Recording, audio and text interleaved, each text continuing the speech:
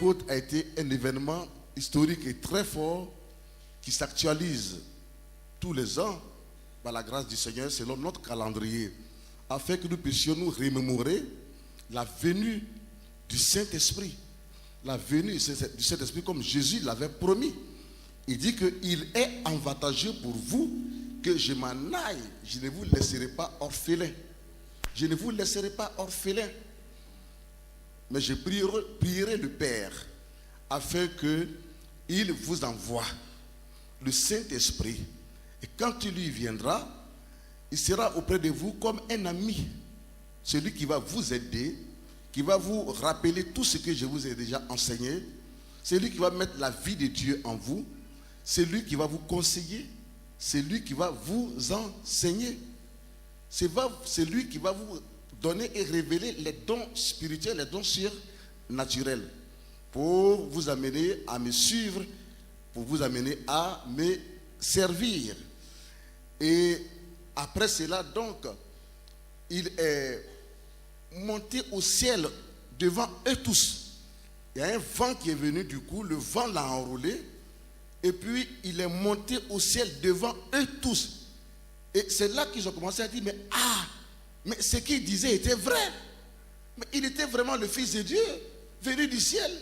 Il est né pour venir sur la terre par une femme, comme il a vécu comme un bébé. Il a vécu la naissance physique et tout ce qu'on peut imaginer. Mais regardez son départ. Son départ devant nous, devant tout le monde qui était là. Du coup, il monte au ciel sans avion et il disparaît dans les nuages et il va, et son père lui fait asseoir à sa droite. Son père lui donne cette grande place de médiateur où il est assis à la droite de Dieu, le Père. Et là, il a commencé donc à prier le Père en même temps pour dire que mes enfants, ceux que j'ai enseignés sont seuls, je te prie, envoie-leur le Saint-Esprit. Mais du coup, quand il a disparu, les gens le cherchaient, ses disciples le cherchaient encore. Il dit, mais il va revenir peut-être dans 1 heure, dans 2 heures. Et là, le Père envoie 2 anges sur le champ, habillés en blanc, qui dit, mais qu'est-ce que vous êtes là? Vous attendez quoi? Non, c'est Jésus qui est venu parmi vous et qui vous enseignait la parole de Dieu. C'est Jésus-là, il est reparti vers son Père. Il est reparti vers son Père. Comme il vous a dit, alors maintenant, allez-y à Jérusalem attendre. Allez-y à Jérusalem attendre. Il enverra le Saint-Esprit. Donc, il ne leur dit pas, Jésus ne leur dit pas, je m'en vais, commencer à évangéliser, commencer à faire l'œuvre de Dieu, à être pasteur partout. Non. Il leur dit, attendez d'abord. Attendez. Je vous ai enseigné, mais attendez d'abord. Et c'est à cela que les gens ils vont leur dire, vont répéter ce que Jésus a dit. Et les disciples donc sont fortifiés. Ils sont fortifiés. Et alors, ils vont donc à Jérusalem, à la chambre haute. À la chambre haute, qu'on appelle le Cénacle. Le Cénacle. Quand ils arrivent là, ils ne passent pas le temps à se promener, mais ils passent le temps plutôt à prier. La nuit comme le jour. La nuit comme le jour. C'est-à-dire, ils se consacrent à Dieu. Pour voir les choses de Dieu, les choses surnaturelles de Dieu. Ce n'est pas en se promenant.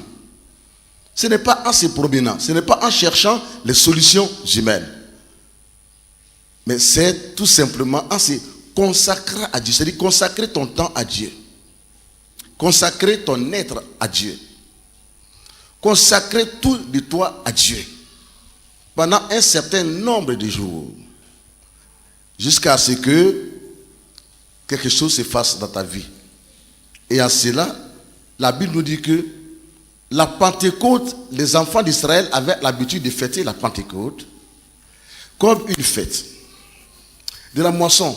C'est-à-dire que Dieu leur donnait du travail, Dieu bénissait leur travail, leurs champs, Dieu bénissait leurs volailles, leurs moutons et tout. Et puis, donc, le temps de la récolte, le temps de la moisson, où il fallait envoyer à Dieu les prémices, évidemment. Voilà, ils faisaient de cela une fête en guise de reconnaissance à Dieu. La moisson, la récolte. Donc Pentecôte veut dire fête de la récolte, fête de la moisson. Pour exprimer notre reconnaissance à Dieu. C'est ce jour-là que le Saint-Esprit, Dieu choisit d'envoyer le Saint-Esprit. Que s'est-il passé? En ce jour, les Juifs qui connaissaient l'importance de cette fête viennent de toutes les villes. Vous savez, ils étaient en exil partout. Donc ils viennent de toutes les villes, de toutes les régions, de tous les pays où ils étaient.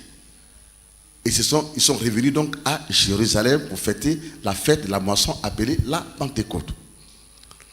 Donc c'est à cette occasion, Dieu voyant que ces enfants sont venus de partout et que c'était un événement, il y avait un événement qui s'est passé à Jérusalem, va créer un autre incident prophétique, mais positif, va permettre qu'il y ait un incident surnaturel, va créer quelque chose, un événement surnaturel qu'on appelle la venue du Saint-Esprit.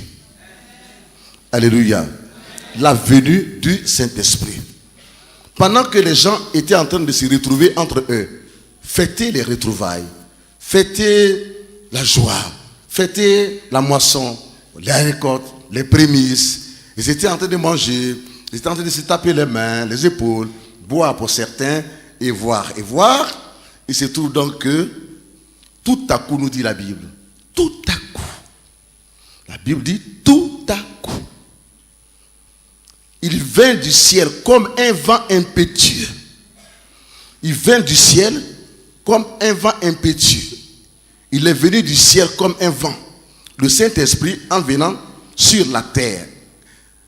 Quand il est venu pour commencer son ministère, selon l'ordre et la volonté de Dieu, le Père, il est venu en prenant la forme d'un vent. Quand on dit impétueux, ça veut dire un vent fort. Un vent fort. Un vent très fort. Qui a commencé à souffler depuis le ciel. Et puis toute la ville de Jérusalem, le ciel de toute la ville de Jérusalem, était mouvementé. Était secoué par cette puissance surnaturelle. Le Saint-Esprit est donc venu avec la puissance. Il est venu donc en puissance et d'une façon surnaturelle. On ne le voit pas, mais on voit ses effets. Tout a commencé à remuer. Les immeubles tremblaient, les arbres tremblaient, tout remuait. Les gens disent: qu'est-ce qui se passe? Qu'est-ce qui se passe? C'est le retour de Jésus. Qu'est-ce qui se passe? Il y a quelque chose de surnaturel. Personne, aucun magicien, aucun féticheur, aucun astrologue, aucun marabout ne pouvait contredire cet événement. Donc quand on parle du Saint-Esprit et quand on parle de la Pentecôte, on doit s'attendre à un mouvement surnaturel.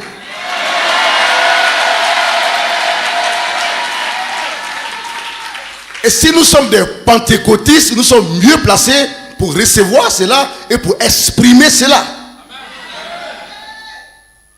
Alléluia. Amen. Alléluia. Amen. Et en ces jours-là, donc, le Saint-Esprit, après avoir créé l'événement pour dire que Dieu est en train de faire quelque chose, se dirige dans la chambre haute. Où étaient qui? Où étaient ceux qui avaient suivi Jésus?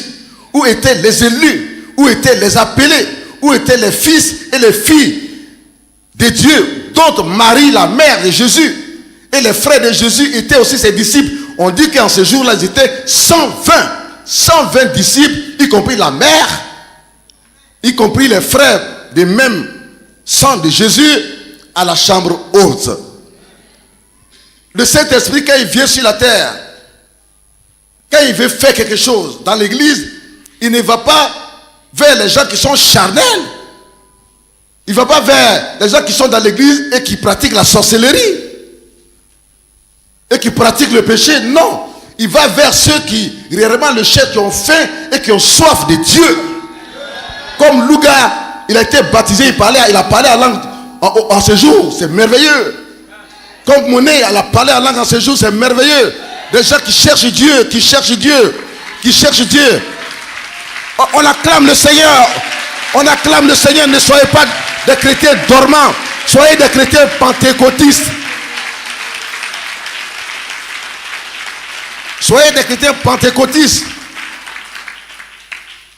Parce que l'événement a été déjà créé comme deux pasteurs ont prêché. Quand vous me voyez parler, vous savez que je suis malade.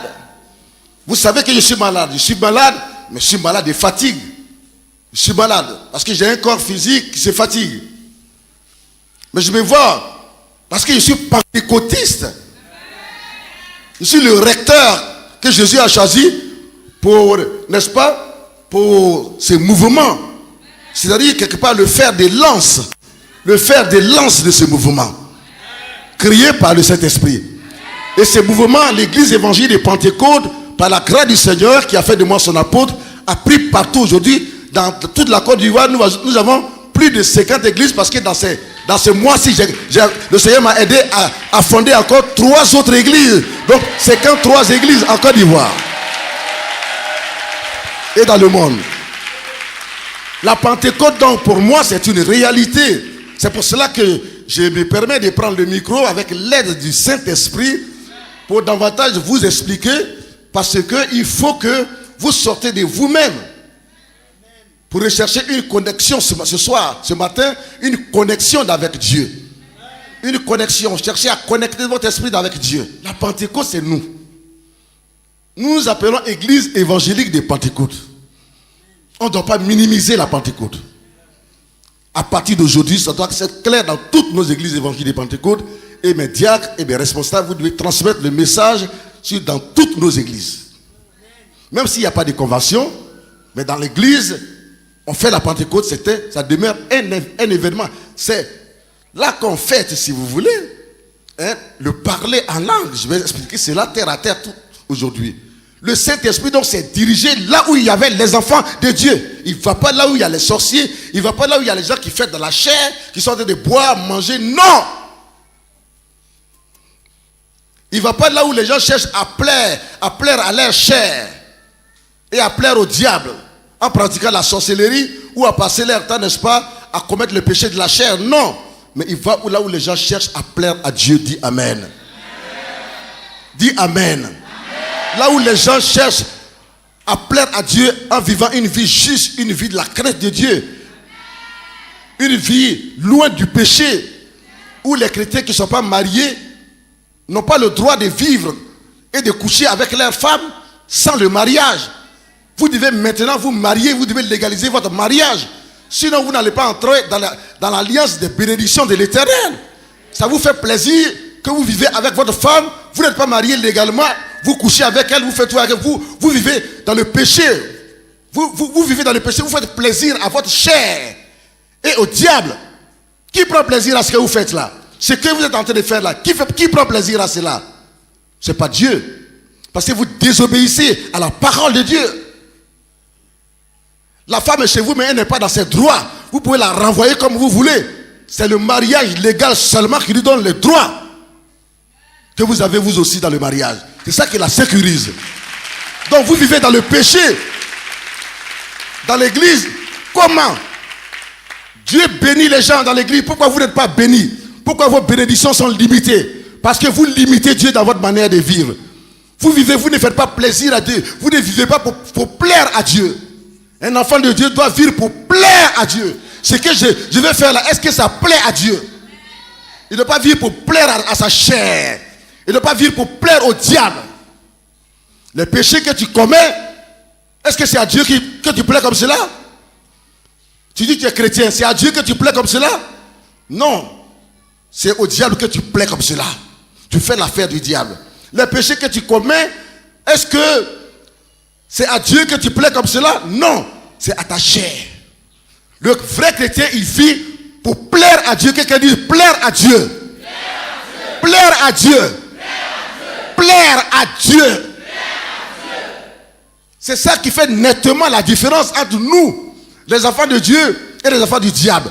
Car dans l'église, tous ne sont pas enfants de Dieu.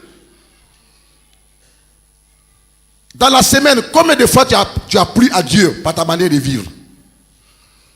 Combien de fois tu es dans le péché de la boisson, le péché de la sorcellerie, le péché du sexe, le péché de l'ivrognerie, le péché de la haine, le péché? Quel chrétien qui n'arrive pas à pardonner? Quel est ce chrétien-là? Sorcier, sorcière, déguisé. Quel chrétien qui n'arrive pas à accepter le pardon? Quel chrétien qui refuse quand son frère l'appelle, qui refuse quand sa soeur l'appelle de prendre son coup de fil? À cause de ce que tu as la haine dans ton cœur contre ton frère, contre ta soeur, tu es une sorcière, tu es un sorcier. Ce que tu fais, est-ce que tu plais à Dieu comme cela? Comment le Saint-Esprit peut venir en toi? Comment le Saint-Esprit peut se diriger en toi? Le chrétien est celui qui a pris la décision désormais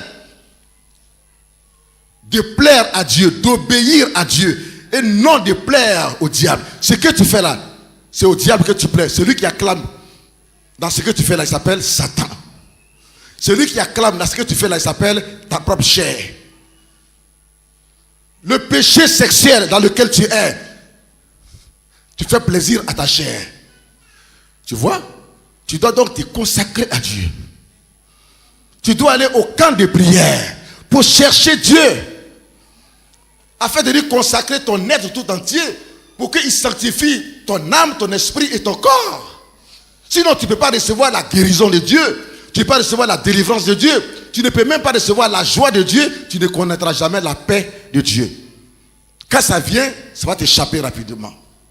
C'est ce que tu souhaites? C'est ce que tu souhaites? Alors le jour de la Pentecôte, le Saint-Esprit, après avoir créé l'événement, les gens, ils ont oublié la fête. Ils ont oublié la fête qui réjouissait leur chair, qui réjouissait leur corps physique. Ils ont oublié cela. Ils ont commencé à ressentir la présence de Dieu, l'amour de Dieu. Ils savaient que quelque chose se passe. Quand le Saint-Esprit vient, il crée un événement. Et tout le monde se met à aimer Dieu, à rechercher Dieu, à vivre Dieu. Tout le monde cherche à toucher Dieu. Je vais attendre Amen.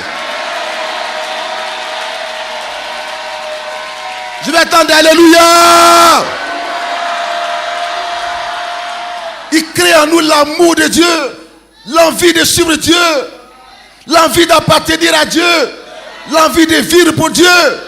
Ce n'est plus moi qui vis, alléluia, c'est Jésus qui vit en moi, en moi. Ce n'est plus moi qui vis, alléluia, c'est Jésus qui vit en moi, en moi. En moi, c'est Jésus qui vit en moi, ce n'est plus moi qui vis, alléluia, c'est Jésus qui vit en moi. Hypocrite que tu es, hypocrite que tu es, est-ce que Jésus vit en toi? Est-ce que Jésus vit en toi? Est-ce que Jésus vit en toi? Hypocrite que tu es, le péché dans lequel tu es vautré tous les jours. Tu chantes ce chant, mais est-ce que Jésus vit en toi? Est-ce que Jésus vit en toi? Est-ce que Jésus vit en toi? Est-ce que Jésus est le roi de ta vie? Est-ce qu'il est le Seigneur de ta vie? Est-ce qu'il est le maître de ta vie? Est-ce que ton cœur accepte Jésus? Est-ce que ton cœur accepte d'être conduit par Jésus? Est-ce que ton cœur accepte d'être conduit par la parole de Jésus? Si tu dis oui, alors acclamons le Seigneur. Évidemment, il n'y a pas beaucoup d'acclamations et il ne peut pas avoir beaucoup d'acclamations parce que beaucoup de cœurs, Jésus n'est pas dedans. Beaucoup de cœurs ne vivent pas pour Jésus. Que le Seigneur te pardonne ce matin. Que le Seigneur me pardonne ce matin. Que le Seigneur te pardonne ce matin. Que le Seigneur me pardonne ce matin. Que le Seigneur te pardonne ce matin. Que le Seigneur me pardonne ce matin. Tous tes péchés, tous mes péchés, dans le nom de Jésus. Devenons humbles, simples et recherchons Dieu. Le Saint-Esprit a créé l'événement, mais n'est pas descendu dans le cœur des gens qui étaient au dehors. Il s'est dirigé maintenant dans la chambre haute. Et la Bible dit que dans la chambre haute, il y a eu un vent impétueux.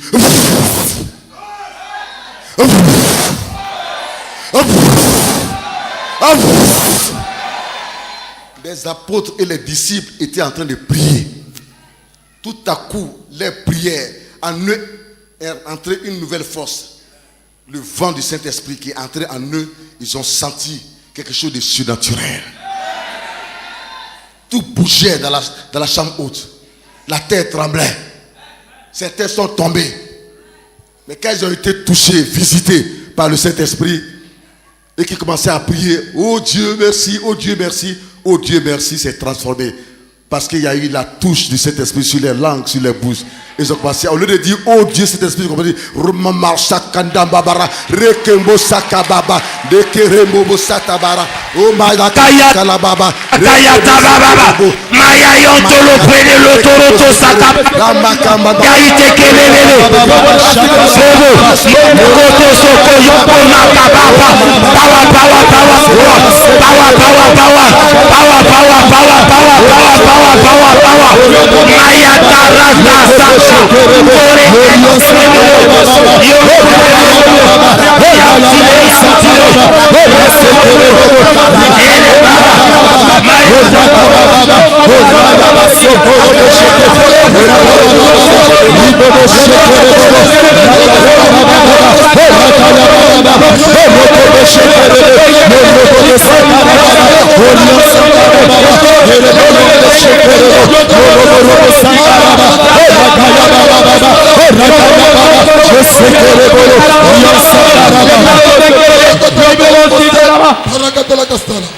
Alléluia. Amen. Alléluia. Amen. Alléluia. Amen. 21 fois. Alléluia. Alléluia. 1, 2, 3. Alléluia. Alléluia. Alléluia. Alléluia. Alléluia. Alléluia. Touche-les. Alléluia. Saint-Esprit. Alléluia. Alléluia. Alléluia. Baptise-les. Alléluia. Alléluia. Baptise-les. Alléluia. Baptise-les. Alléluia. Touche-les. Alléluia. Encore. Alléluia. Encore. Alléluia. Encore. Alléluia. Alléluia. Alléluia. Alléluia.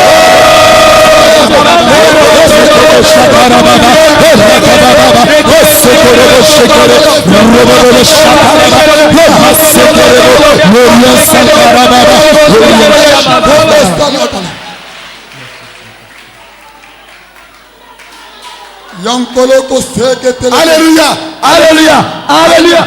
Alléluia. 14 fois maintenant. 14 fois. 1, 2, 3. Alléluia. Alléluia. Alléluia. Alléluia. Alléluia. Alléluia. Alléluia.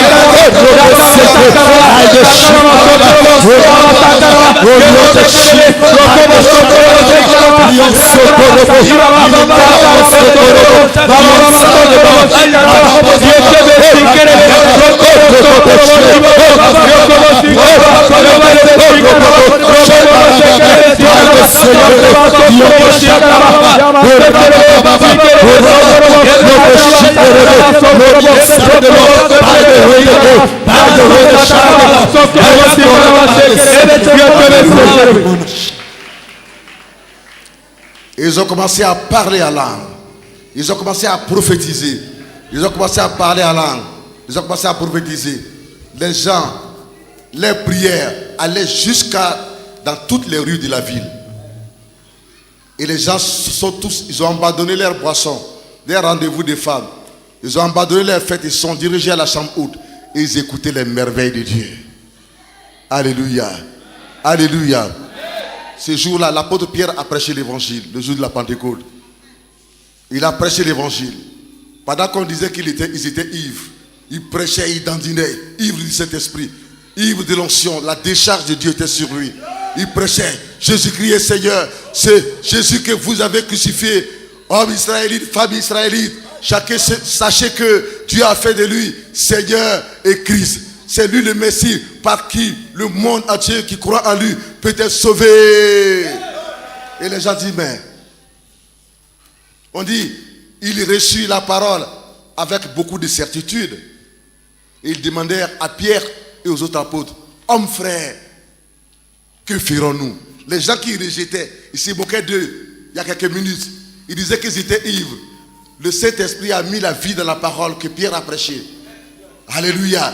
Quand il a prêché Jésus, maintenant le peuple dit, hommes frères, que ferons-nous? Que ferons-nous pourquoi? Pour être sauvés. Et Jésus va leur dire que, croyez, répentez-vous et que chacun de vous soit baptisé au nom de Jésus et vous recevez le pardon de vos péchés et le don du Saint-Esprit. L'homme devrait faire deux choses. Se repentir. Tu viens à l'église, mais est-ce que tu es repenti de tes péchés? Tu viens à l'église, tu dis que tu n'as pas de corde au rein, mais pourtant je vois une corde spirituelle que tu as au rein, le péché d'adultère, le péché de l'impudicité, le péché sexuel. Je vois cette corde que tu as au rein, qui est collée à toi. Tu souffres, tu dois te repentir. Tu dois prendre la décision.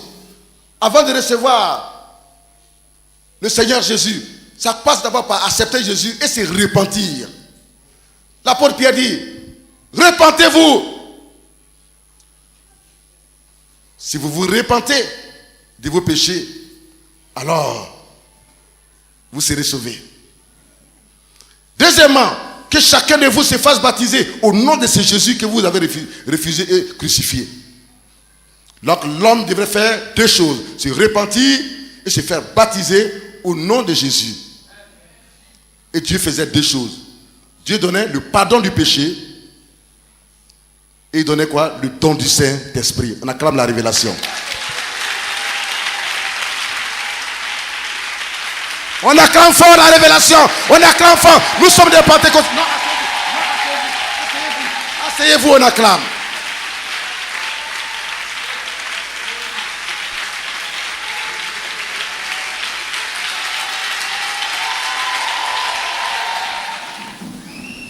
C'est ce qu'on appelle l'effusion du Saint-Esprit. Le baptême dans le Saint-Esprit. Vous allez voir ça en pratique. Quelqu'un dit Amen.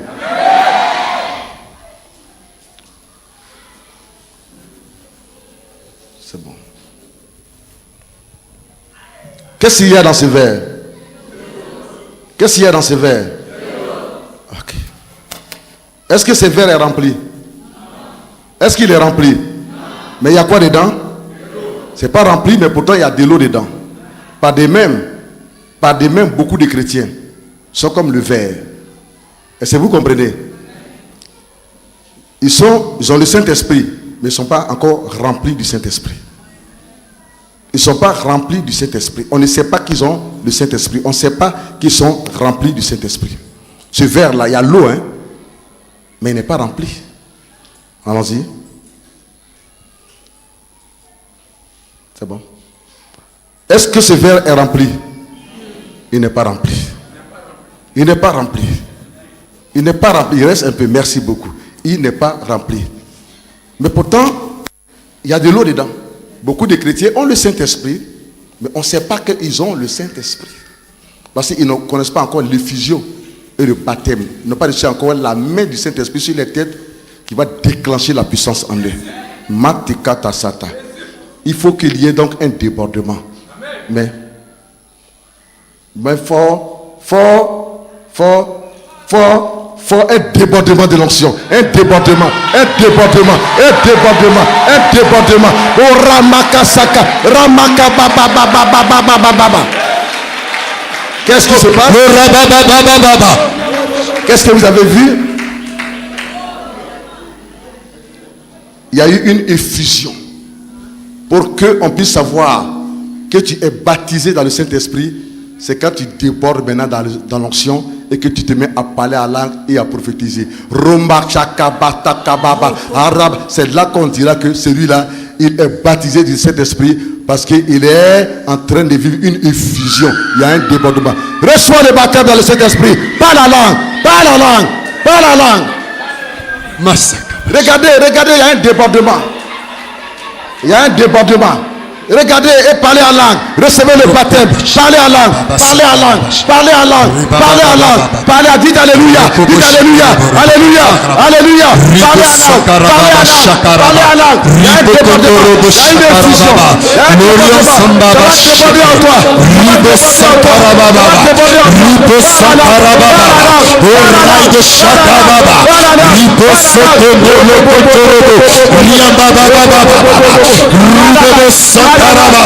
Rion Sakarababa, Rion Sekerebe, Shikarababa, Rion Sabaraba, Rion Sekerebe, Rion Soborobo Shikaraba, Ripo Sakarababa, Rion Sekerebe, Ripa Sakarababa, Rokobo Shikarababa, Orakababa, Orobo Shikere, Orababa, Orakababa, Osekerebe, Shikarababa, Orobo Shakaraba, Osekere, Orobo Sakaraba, Osekorobo, Riabaseke, Ebayondeshe, Rabababa, Orakababa, Orobo Shikere,